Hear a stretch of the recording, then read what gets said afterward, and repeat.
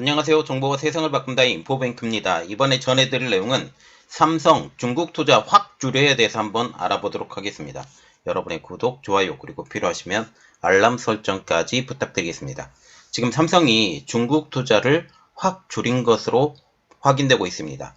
작년 2022년에 중국의 투자가 확 줄어든 것으로 판명이 되고 있죠. 삼성전자의 자회사이자 국내 최대 장비업체인 세메스의 실적을 분석해보면 중국 법인의 비중이 확 줄어든 것으로 확인될 수 있다라는 것이죠. 삼성전자가 세계 어느 곳에 반도체를 투자할 때마다 세메스를 이용하는 만큼 중국 법인의 비중 축소, 이것은 결국 삼성전자의 중국 투자 축소로 해석된다라는 것입니다.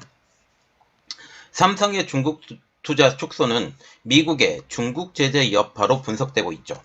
그리고 지금 삼성의 전자산업의 중국 투자는 지속적으로 줄어들 것으로 보이고 있습니다. 그래서 지금 삼성과 같은 경우는 베트남에서는 조금 반도체 설계 쪽으로 지금 넘어가고 있는 상황이고, 지금 인도에 투자를 많이 하고 있죠.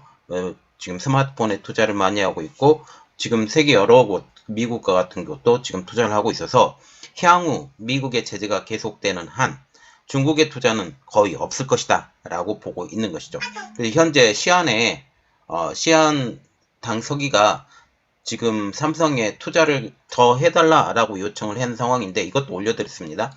한 상황인데, 그 투자에 대해서 지금 삼성이 받을 가능성이 없다. 그리고 SK와 같은 경우도 지금 SK 하이닉스의 사장을 만나서 지금 중국의 그 고위 관료자들이 만났는데, 여기서 투자 요청을 했는데 이것 또한 어렵다라고 보고 있습니다. 자, 그러면 이야기 시작해 보겠습니다. 이번에 알아볼 내용은 삼성 중국 투자 확 줄여입니다. 세메스의 2022년 감사보고서와 사업보고서가 공개가 되었습니다. 매출은 2조 8,892억 원, 영업이익은 2,193억 원. 이것은 2021년 대비 매출과 같은 경우는 7.6% 감소, 영업이익과 같은 경우는 2021년 대비 38%가 감소한 수치입니다. 세메스는 2021년 처음으로 연매출 3조 원대를 기록했지만 1년 만에 2조 원대로 떨어진 것이죠. 세메스는 국내 최대 반도체 디스플레이 장비사입니다. 자, 우리가 여기서 눈여겨봐야 될 것은 반도체와 디스플레이의 장비사라는 이러한 부분이죠. 삼성전자가 이 세메스의 지분을 무려 91.5%나 보유하고 있기 때문에 완전 자회사로 볼 수가 있다라는 것이죠. 세메스는 식각, 포토, 세정 등 반도체 전공정 장비를 생산을 해서 삼성전자에 공급하고 있죠. 그 중에 주력은 웨이퍼 위에 이물질을 제거하는 식각 장비. 식각 장비와 같은 경우는 지속적으로 이 물품이 들어가야 되는데 지금 이러한 것들이 문제가 된다라는 거죠. 식각 장비는 세메스 전체 매출의 약 30%를 차지하고 있습니다. 세메스가 지난해 발생한 실적 부진은 글로벌 인플레이션과 미국의 반도체 제재 때문으로 분석되고 있죠. 삼성전자는 공식적으로 투자 축소는 발표하지 않았지만 글로벌 인플레이션의 영향으로 장비 반입 등 시기를 늦춘 영향이 반영된 것으로 분석되고 있습니다. 지난해 기준 세메스의 주요 매출처를 분석해보면 지역별로 보면 삼성전자가 78.8%, 삼성 중국법인이 7.6%, 삼성 디스플레이가 4.6%, 삼성 오스틴법인이 0.6% 증이었습니다. 이것만 보더라도 세메스의 주력 공급처가 삼성 계열임을 알 수가 있는 상황이죠. 특히 세메스의 중국 매출을 유익 있게 봐야 되는데요. 중국 쪽 매출 감소폭이 워낙 컸기 때문입니다. 지난해 세메스의 삼성 중국법인 매출은 2214억 원으로 2021년 5412억 원 대비 절반이 넘는 59.1%나 급감했기 때문입니다. 이 같은 삼성 중국법인의 매출은 2018년 이후 가장 낮은 수준이라는 것이죠. 세메스의 중국 쪽 수익 하락이 삼성이 중국 쪽 투자를 줄였다라는 것을 반증합니다. 업계에서는 삼성의 중국 투자 하락에 대해서 미국 정부의 중국 제재 때문이라고 분석하고 있습니다.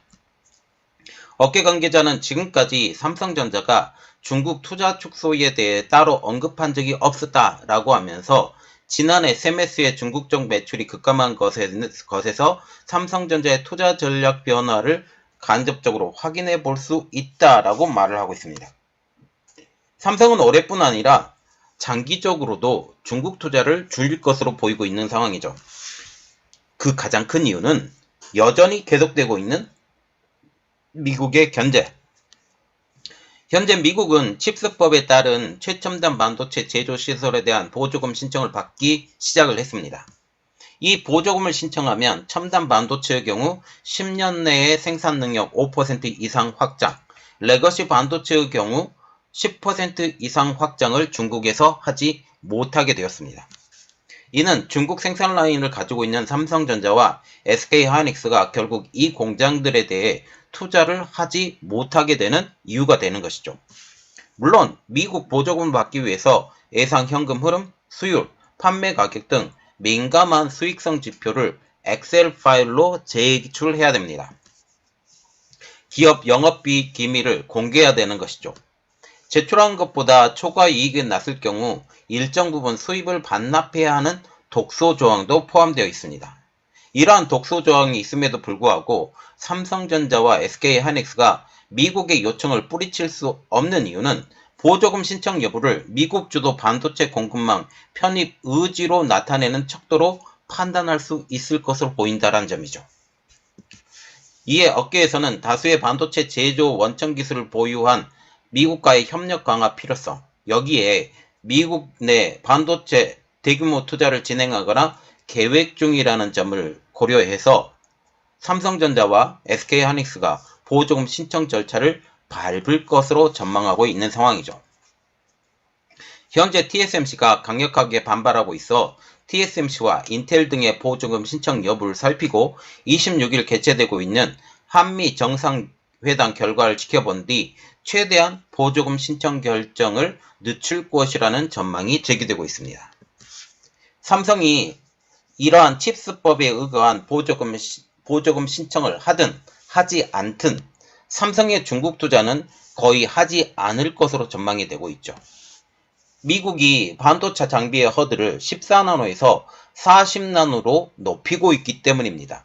지금 14나노와 같은 경우는 지금 어떠한 상황이냐면 지금 파운드리도 마찬가지고 D램이 이 DDR5로 넘어가질 못해요. DDR5로 넘어가지 못하는 상황이 되기 때문에 이러한 14나노 딱 걸려있고 이제 40나노까지 되게 되면 DDR 3, 4, 5 이 전체의 제조 장비를 아예 공급받지 못하는 상황, 그리고 낸드 플래시와 같은 경우도 굉장한 제약이 걸릴 수 있기 때문입니다. 여기에 일본, 네덜란드도 미국의 반도체 카르텔에 동참하기로 하면서 중국에서의 사업 영위가 삼성전자와 SK하이닉스 입장입니다. 더욱 어려워진 상황입니다. 현재 반도체 가격 하락은 미국의 중국 반도체 제재 때문이라는 분석이 나오고 있어 향후 중국의 산업 기반이 미국의 반도체 제재로 무너질 가능성까지 대두되고 있습니다. 물론 지금 계속적인 기술 개발을 통해서 중국이 자리부에 성공한다 할지라도 장기적으로 미국 장비의 공급을 받지 못하게 된다면, 지금은 미국 장비의 도움을 받아서 어느 정도 성장이 가능했지만 미국 장비를 받지 못하게 된다면 그것은 굉장히 큰 악재가 될 수 있기 때문이죠. 이것은 지금 그림을 하나 올려드리는데, 이 내용은 지난 10월에 미국의 제재 내용을 조금 더 분석을 해드리기 위해서 여러분들이 올려드린데, 미국 상무부 대중 수출 규제 주요 내용이라고 지금 얘기가 나와 있고, 미국 기업이 장비 수출을 금지되는 중국 반도체 기업이라고 지금 얘기가 나오고 있으면서 18나노 이하의 D램, 그리고 128단 이상의 낸드 플래시, 14나노 이하의 로직 칩 생산 업체, 이걸 정확하게 보면 D램과 같은 경우는 창신 메모리, 낸드 플래시는 YMTC, 그리고 로직 칩 생산 업체는 지금 SMIC, 이렇게 되는 거죠. 그래서 이것을 만약 40나노까지 올리게 되면 어떤 현상이 벌어지냐, 지금 D램 완전히 커버가 되죠. 128단 낸드 플래시 마찬가지로 이 40나노 안에 싹 들어갑니다. 그리고 14나노 이하의 로직 칩 생산 업체 SMIC는 완전 타격, 이렇게 볼 수가 있는 것이죠.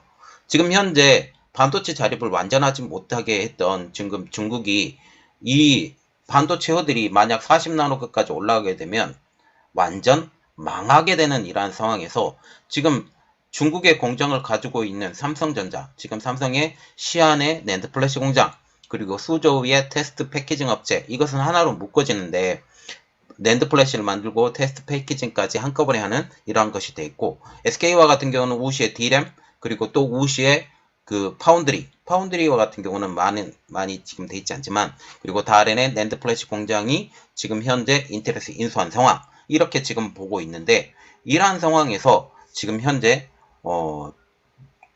지금 삼성과 SK가 증설하기도 어렵고 더 이상 증설이 나서기도 지금 어려운 상황. 이 칩스법에 대해서 반도체 지원금을 받든 받지 않든이라는 그러한 이야기죠. 자, 작년에 삼성전자가 중국의 투자를 줄였습니다. 그리고 올해도 계속될 거고요. 한 10년간 계속될 것으로 보이고 있습니다. 만약 10년간 반도체 투자가 중국에서 이어지지 않게 된다면 지금 중국의 공장을 가지고 있는 SK 하이닉스나 삼성전자와 같은 경우도 지금 현재 상태에서 딱 머물게 된다. 이것은 결국 더 이상의 성장이 없기 때문에 반도체 생태계에서 도태된다라는 것이죠. 물론 여기에 투자한 비용이 너무나도 많고 그 매몰된 비용들이 상당히 될 것으로 지금 생각이 되고 있습니다. 이것이 되지 않는다면 거기서 반도체 기기들을 한국에 가져와야 되는 이러한 입장까지 나올 수 있다라는 것이죠. 그리고 지금 미국의 반도체 업체, 그리고 일본과 네덜란드 반도체 업체도 일본과 같은 경우는 미국이 정치적으로 이용을 해서 지금 IRA 법안을 지금 확대 해석해서 이러한 것들을 지금 일본을 구제하기로 했고, 유럽과 같은 경우도 네덜란드가 지금 끼어드는 것은 러시아의 위협 때문에 미국의 힘이 필요한 상황이죠. 이것 때문에 미국에 갈 수밖에 없는 상황. 이러한 여러 가지 상황을 볼 때 한국이 지금 선택할 수 있는 가지의 수는 없다. 이렇게 보고 있습니다. 자, 이번 내용이 여러분들에게 도움이 되셨습니까? 만약 도움이 되셨다고 생각을 하시면 구독, 좋아요, 그리고 필요하시면 알람 설정까지 부탁드리겠습니다. 감사합니다.